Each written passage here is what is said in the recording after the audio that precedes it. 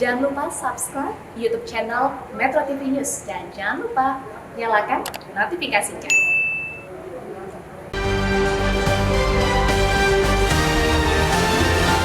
Lampu kuning Omikron.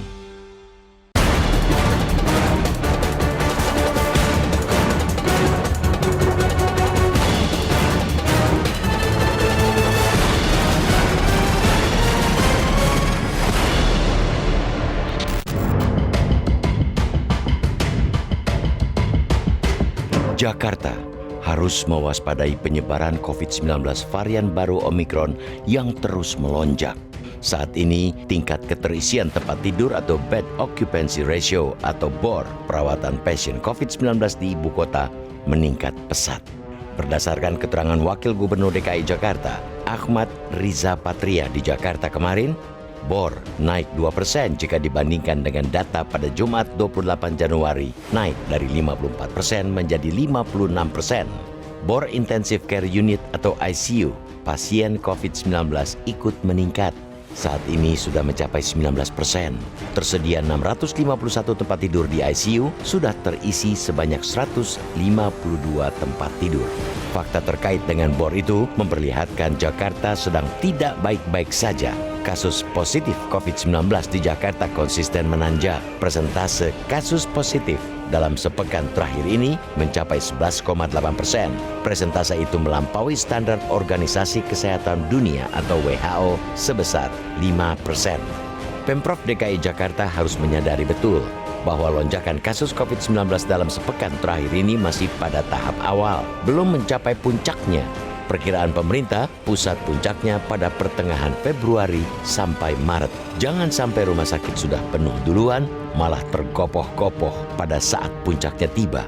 Karena itu, prioritas pelayanan di rumah sakit hanya untuk pasien yang memiliki gejala sedang dan berat.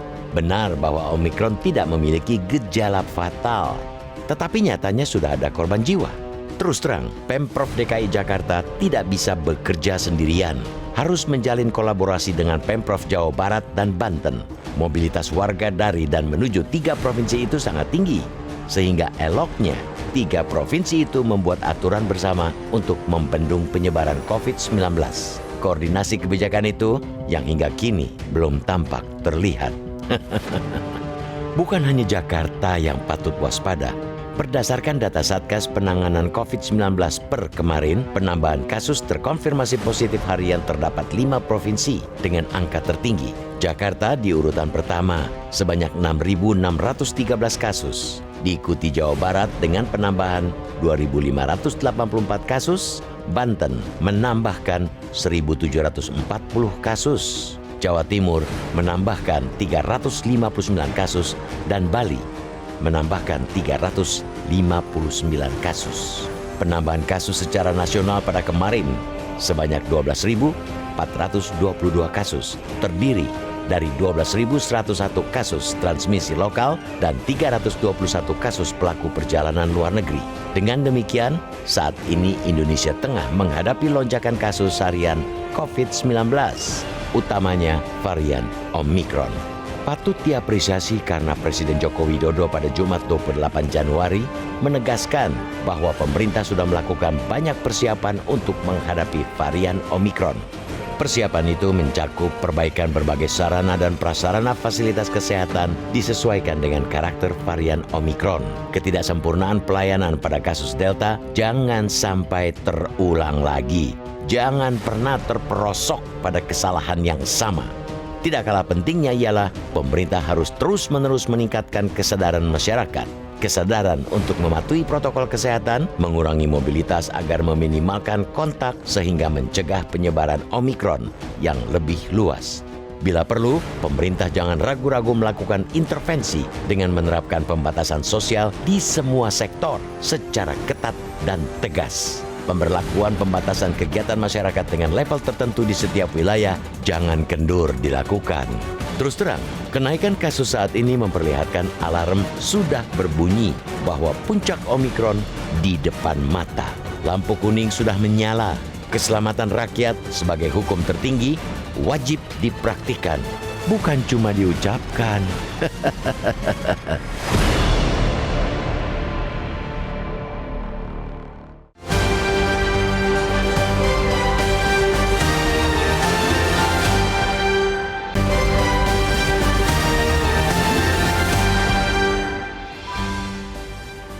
Terima kasih pemirsa, masih bersama kami di Editorial Media Indonesia. Mas Jaka, kita mau bertanya dulu Mas, kita saat ini sudah tersambung lewat saluran telepon dengan Kabid Komunikasi Publik Satgas COVID-19 Heri Trianto. Mas Heri, selamat pagi. Halo Mas Heri. Ya, selamat pagi Mas Leo, Ya, Pak selamat Jaka, pagi. salam sehat. Salam sehat Mas Heri. Perlahan tapi pasti pertambahan kasus COVID di Indonesia kalau saya lihat di aplikasi Bersatu Lawan COVID itu meningkat dan meningkatnya melompat ya. Kalau saya lihat kemarin angkanya sudah 12.000 padahal beberapa pekan yang lalu itu masih ribuan saja. Ini sebetulnya Omikron itu masih lampu kuning atau sudah lampu merah sebetulnya Mas Heri? Ya, kalau dilihatnya harus melihat per daerah ya, bagaimana transmisi per daerah. Dan kalau kita lihat sekarang dari jumlah transmisi harian ya, tambahan itu kan 80%-an itu berada di Jabodetabek. Jadi rasanya kalau bisa disebut lampu kuning menuju lampu merah ya di wilayah ini gitu. Dan bagaimana dengan wilayah yang lain tentu disesuaikan dengan laju penularan masing-masing daerah itu. Tetapi mereka juga harus waspada karena kita tahu mobilitas masyarakat juga masih terjadi. Dan ini kan seperti soal menunggu waktu aja bagaimana transmisi itu berpindah dari satu kawasan ke kawasan lain mengikuti pola pergerakan manusianya. Mas Heri, kalau Satgas sekarang melihat masyarakat Indonesia itu masih menerapkan protokol kesehatan atau sudah seperti apa ya? Pernah ada survei terakhir tidak, Mas? Iya, jadi kami punya dashboard untuk mengukur kepatuhan masyarakat dan dalam 2 tahun terakhir ini polanya hampir selalu berulang di mana ketika kasus itu rendah gitu, kepatuhan masyarakat itu ikut menurun gitu. Dan memang saat ini kalau berdasarkan pantauan kami semakin banyak daerah dengan kepatuhan rendah. Yang kita sebut rendah itu adalah kurang dari 75%. Kepatuhan mereka dalam menjalankan protokol kesehatan baik memakai masker, menjaga jarak maupun mencuci tangan seperti itu. Jadi ini yang memang harus benar-benar menjadi perhatian kita semua dan bagaimana kita secara kolektif melibatkan masyarakat sebagai subjek penanggulangan pandemi saat ini.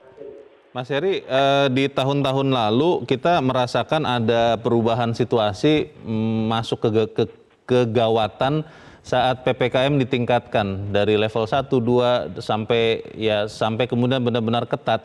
Tapi kalau saya melihat sekarang kelihatannya pemerintah itu cukup enggan begitu untuk menaikkan lagi level PPKM.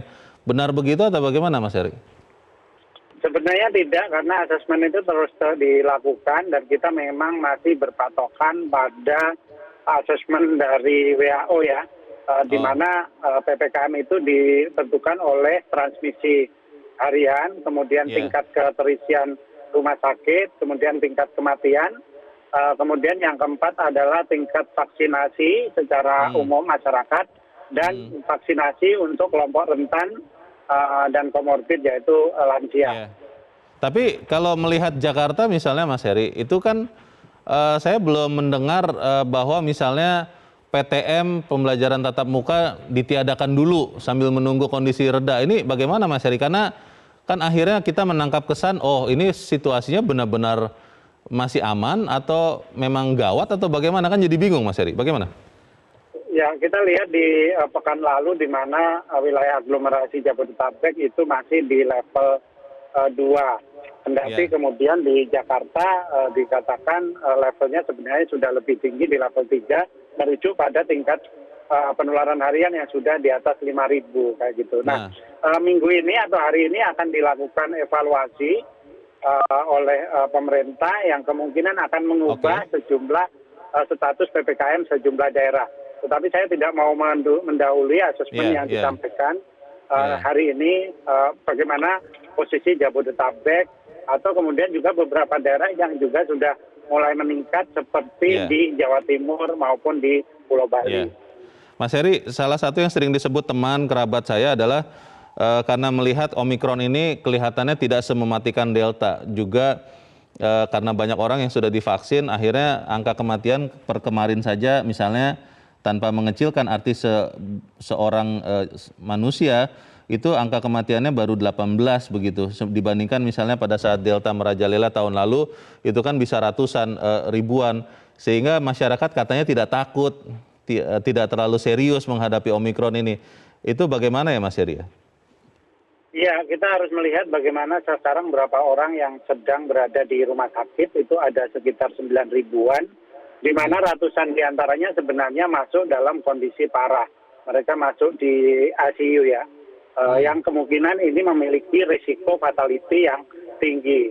Jadi Bang Leo, nanti kalau kita lihat kenaikan ini sesuai yang diproyeksikan ya, mencapai puncak di pertengahan Februari misalnya, tentu saja semakin banyak orang yang tertular, misalnya mencapai puluhan ribu, itu kemungkinan mereka untuk dirawat di rumah sakit, kemudian mengalami keparahan yang tinggi, itu juga akan meningkat. Disitulah risiko kematian juga akan meningkat dan pasti akan secara perlahan jumlah kematian itu akan bertambah.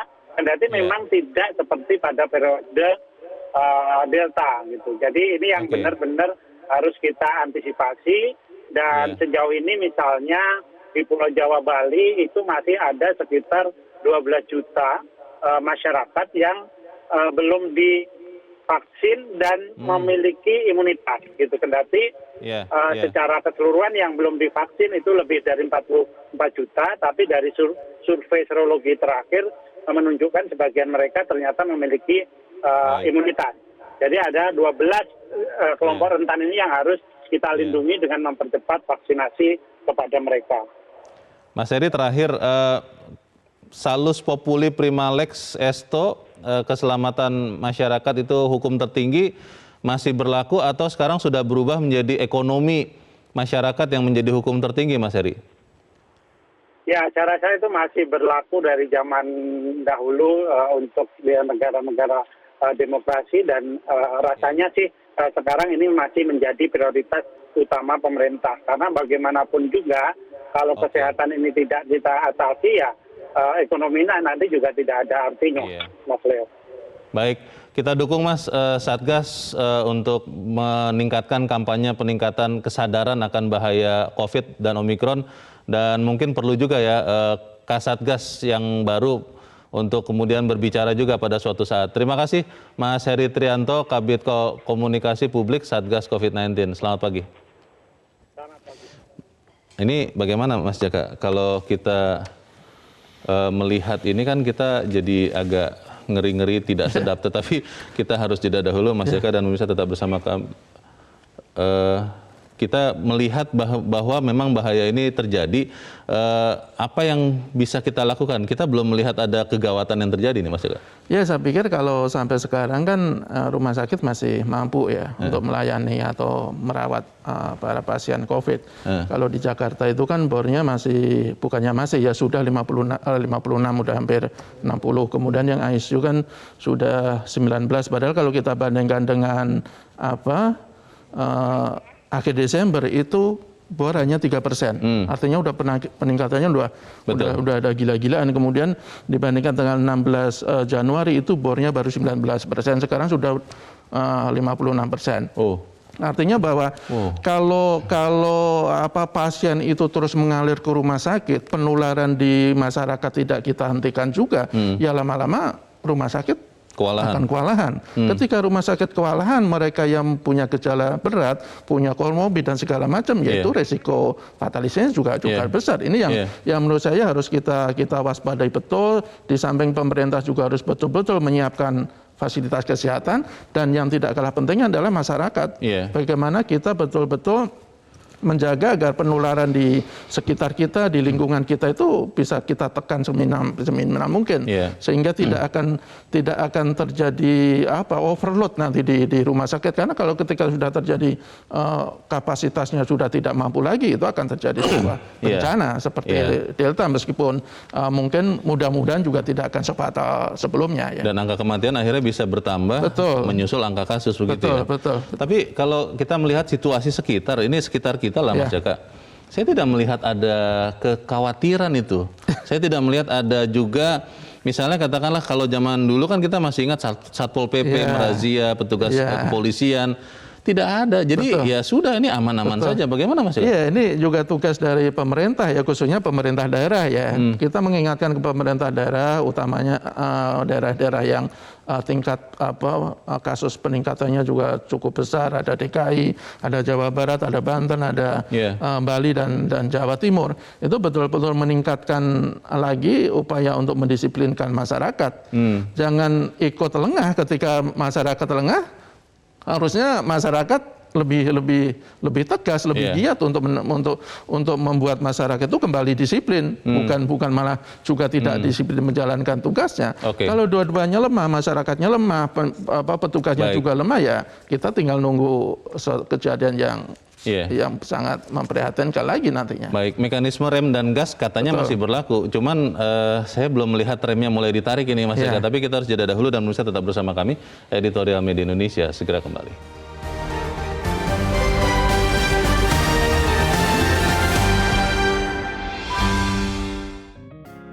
Media Indonesia mengajak Anda untuk mengakses fitur premium e-paper. Dengan sajian konten berbasis intelektual dan meneguhkan kebangsaan, Media Indonesia tampil dengan lebih dinamis melalui e-paper Media Indonesia yang dapat Anda akses kapan saja, di mana saja. Caranya mudah, download aplikasi Media Indonesia di Android atau ketik link e-paper.mediaindonesia.com atau bisa scan QR code pada layar kaca Anda. Klik tab e-paper di bagian samping layar tablet Anda. Daftarkan data diri, serta pilih paket berlangganan e-paper Media Indonesia sesuai dengan kebutuhan Anda. Nikmati juga bonus spesial tambahan 4 halaman rubrik fokus setiap hari.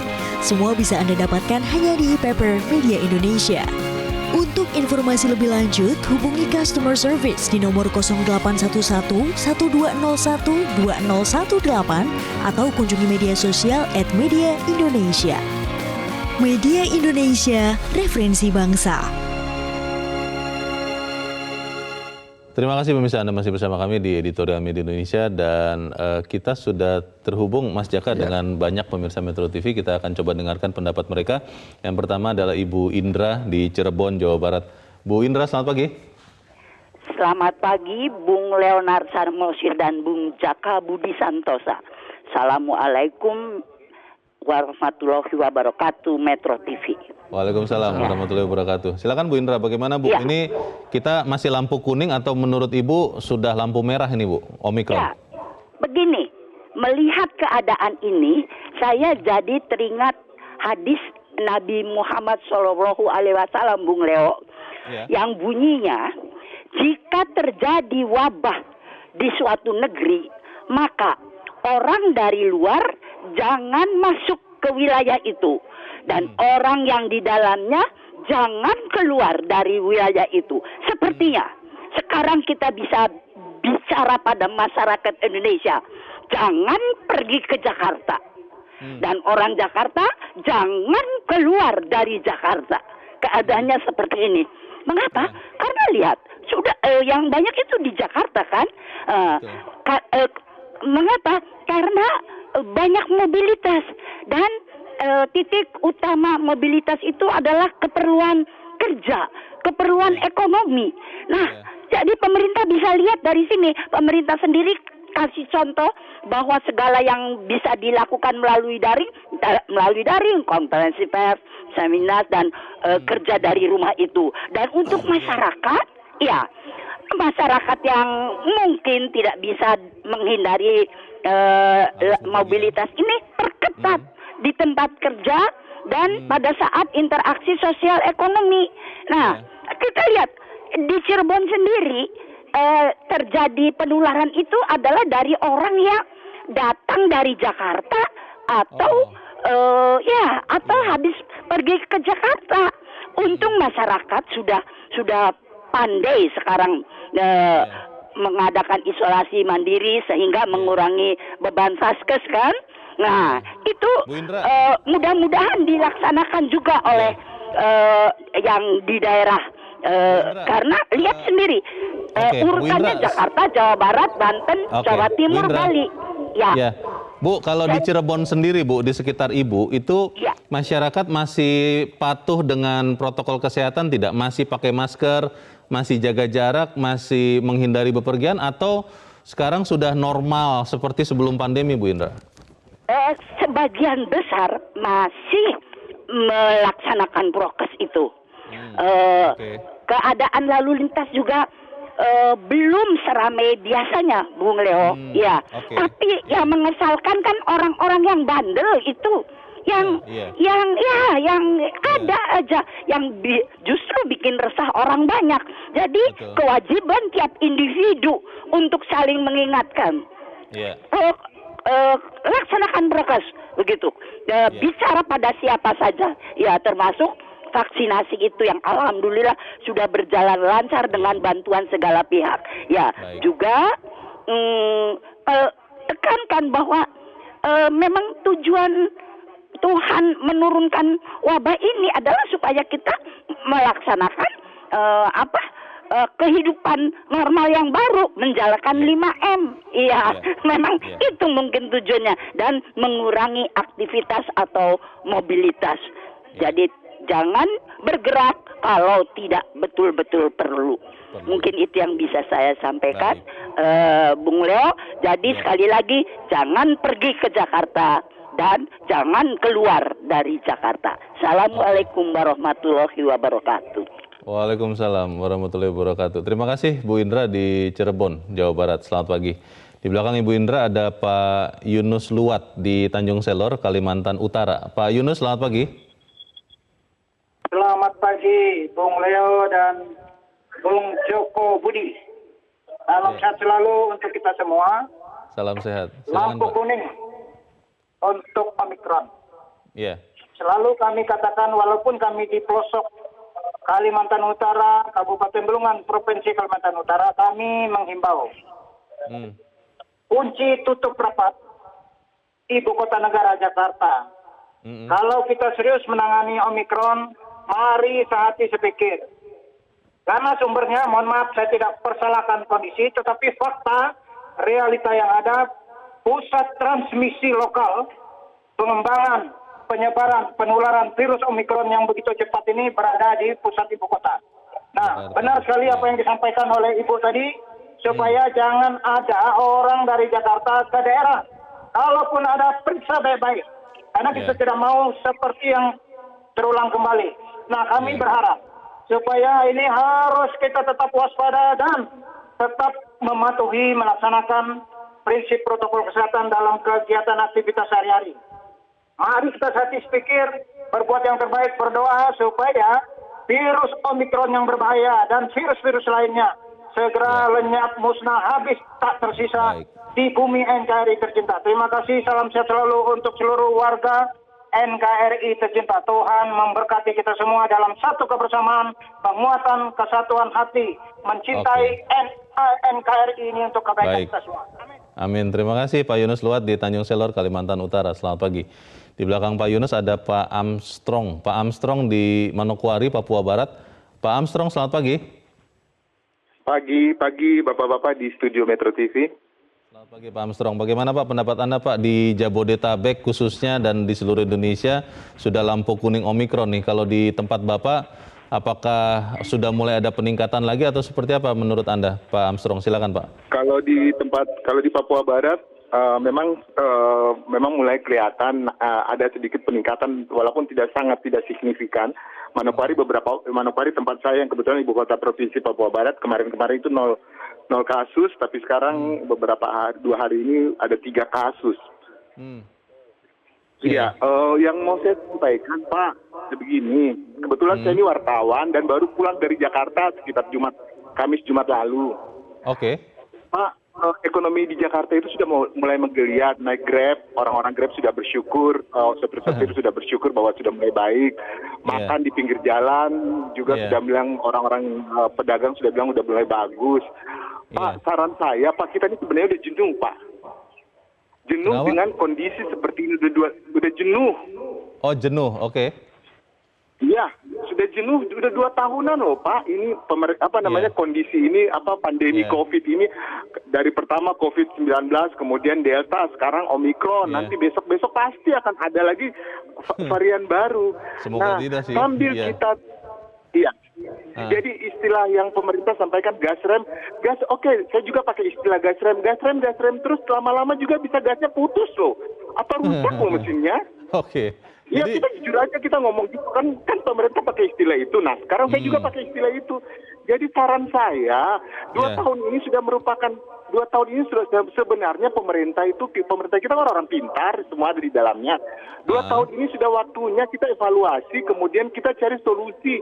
Solusinya seperti apa? Solusinya itu cari satu formulasi, mungkin obat-obatan untuk mencegah itu, sehingga kalaupun ada peningkatan Omikron atau semacam varian baru lagi, kita tidak perlu lagi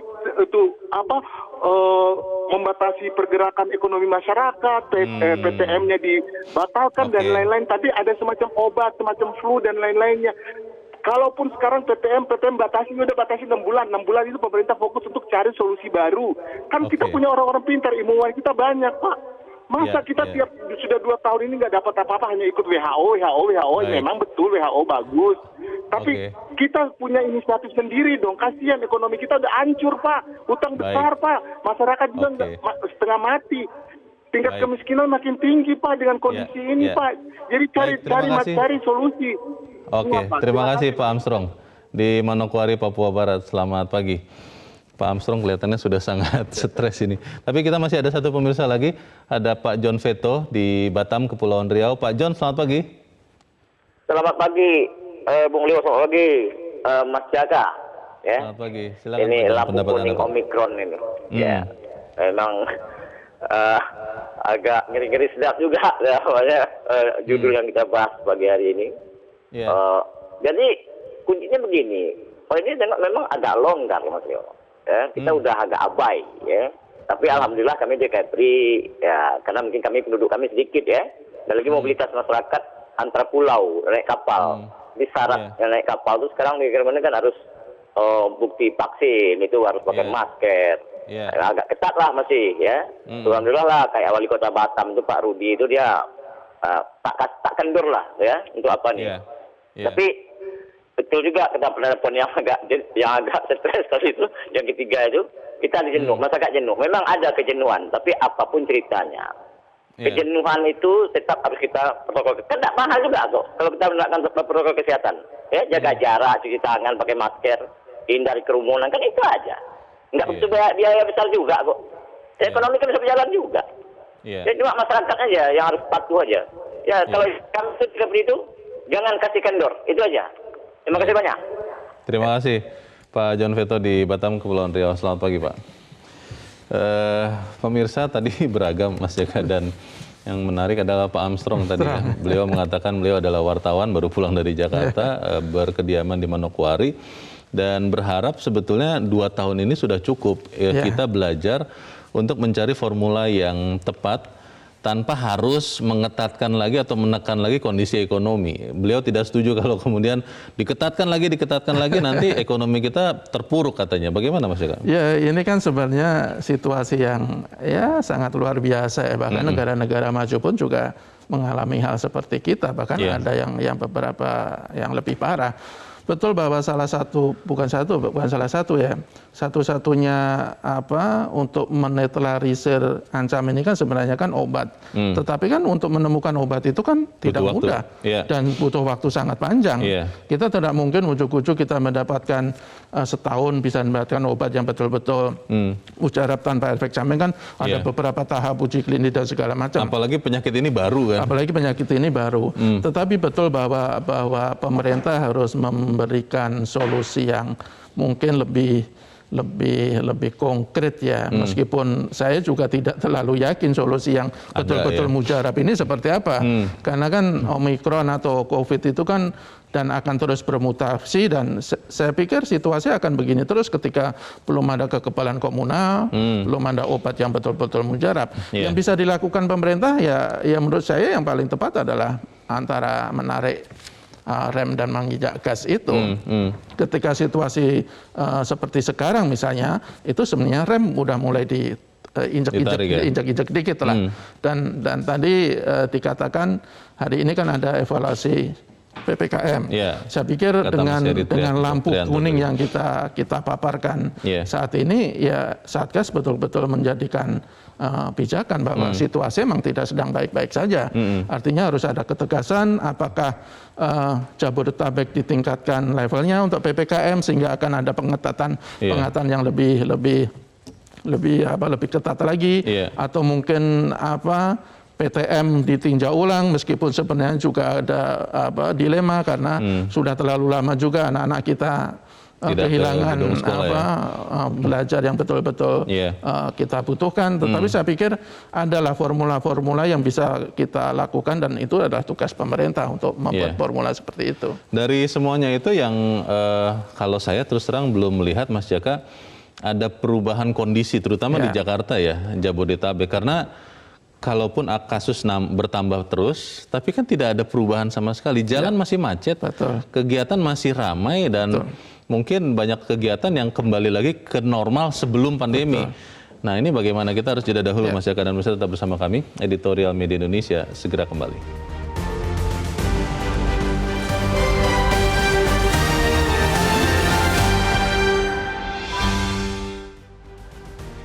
Terima kasih bisa Anda masih bersama kami di Editorial Media Indonesia, dan kita ada di bagian akhir dari diskusi kita pagi ini. Mas Jaka, kalau mengingat lagi sejak kita masuk pandemi tahun 2020 itu bulan Maret. Dan kemudian bergerak begitu rupa, itu pemerintah betul-betul terlihat gerakannya. Mungkin dalam wujud tindakan-tindakan yang diambil Satgas. Tapi belakangan saya melihat makin tidak terlihat gerakannya, termasuk Satgas, karena mungkin juga sudah merasa kondisi sudah aman. Nah, ini bagaimana? Ya, kemarin memang setelah Juni-Juli ya, yang varian Delta itu kan kita mengalami penurunan yang luar biasa ya kan. Bahkan Desember itu penambahannya masih sekitar 31 Desember lah akhir tahun itu penambahan cuma 180, yang sebelumnya sampai puluhan ribu. Ya mungkin ini yang membuat Satgas atau pemerintah semua yang terkait agak terlena juga. Dan saya pikir ya tidak boleh lagi seperti itu kan, terutama juga masyarakat. Ini adalah ada fakta bahwa lonjakan sudah Omikron ini juga sudah mulai meningkat terus, jadi harus ada tindakan-tindakan yang luar biasa juga untuk meredam seperti ini. Kalau umpamanya kunci utamanya itu adalah menekan mobilitas. Siapa tahu pemerintah juga punya kebijakan, misalnya kementerian-kementerian itu diminta untuk melakukan bekerja dari rumah lagi, ya kan? Jadi paling tidak juga bisa mengurangi kerumunan di jalan maupun di tempat-tempat umum. Kalau tidak salah kemarin di Kementerian Sosial itu sudah ada 60 pegawai yang terpapar ya. Dan akhirnya di lockdown. Dan itu saya pikir ya Omikron udah kemana-mana, COVID sudah kemana-mana. Jadi mungkin bisa jadi memelopori untuk kembali bekerja di rumah. Dan kemarin juga Pak Presiden juga meminta untuk sektor-sektor yang tidak esensial kan juga harus bekerja di rumah. Saya pikir itu salah satu yang mungkin nanti juga dalam rapat evaluasi bisa ditetapkan juga keputusan seperti itu. Kemudian juga soal PTM misalnya, sebenarnya sudah ada aturan-aturan ya untuk yang level 1-2 dengan tingkat vaksinasi bagi tenaga pendidik maupun pegawai sekolah itu berapa, di atas 80%, itu bisa 100%. Apakah itu akan diteruskan dalam situasi seperti sekarang? Bisa jadi juga ditinjau. Meskipun lagi-lagi ya kita harus mengorbankan kesempatan anak untuk belajar yang sempurna ya. Tapi saya pikir keselamatan atau itu kan tetap hukum tertinggi. Kan tidak jangka waktu panjang kan PTM. Umpamanya PTM 50% selama 1 minggu atau 2 minggu. Saya pikir itu sebuah solusi sehingga kekhawatiran kita akan terjadinya puncak lonjakan akhir pertengahan Februari sampai Maret itu bisa kita hindarkan. Yang saya belum bisa mengerti juga itu, Mas Jaka, adalah ada proyeksi tentunya dengan perhitungan ilmiah ya, mungkin menggunakan metode statistik bahwa puncaknya ada di bulan Februari yang keluar angka 60.000 itu. Tapi kan sekarang kita masih melihat kalau angka kemarin 12.000.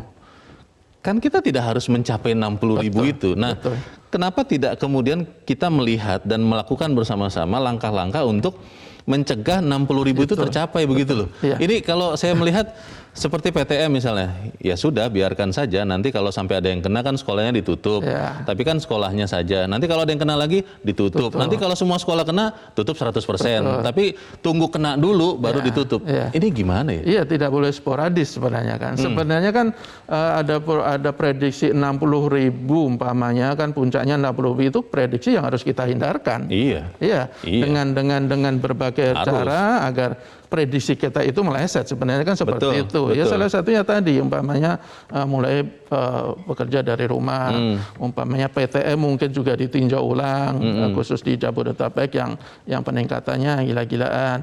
Juga kemungkinan umpamanya membatasi betul-betul membatasi arus ke luar Jabodetabek, atau yang dari luar Jabodetabek masuk ke DKI tadi seperti dibilang Bu Indra. Saya pikir itu kan ide-ide yang bisa dipertimbangkan untuk menekan penularan yang mudah-mudahan tidak akan semakin meningkat pesat ya.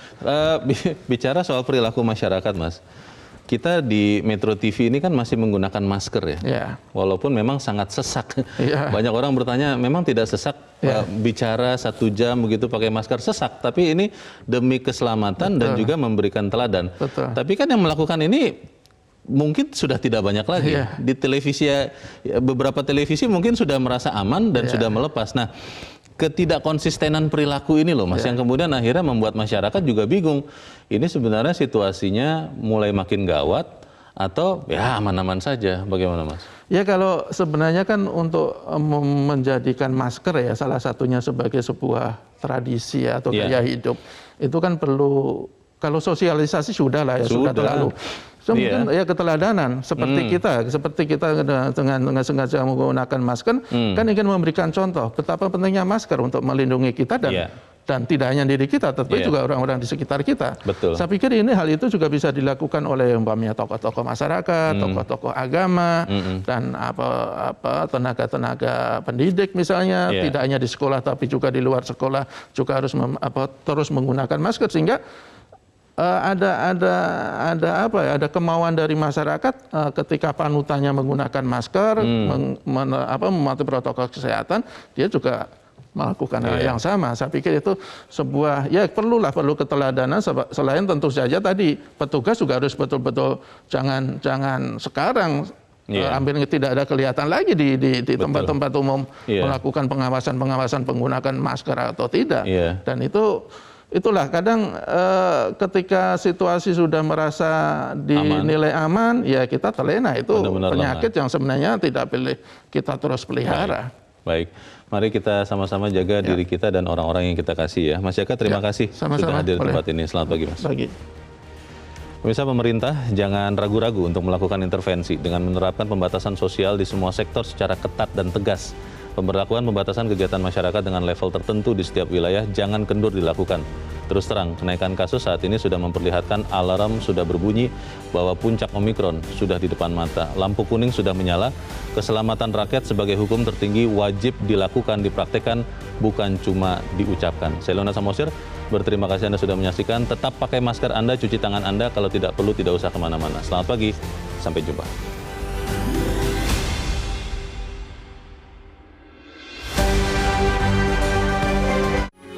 Metro TV,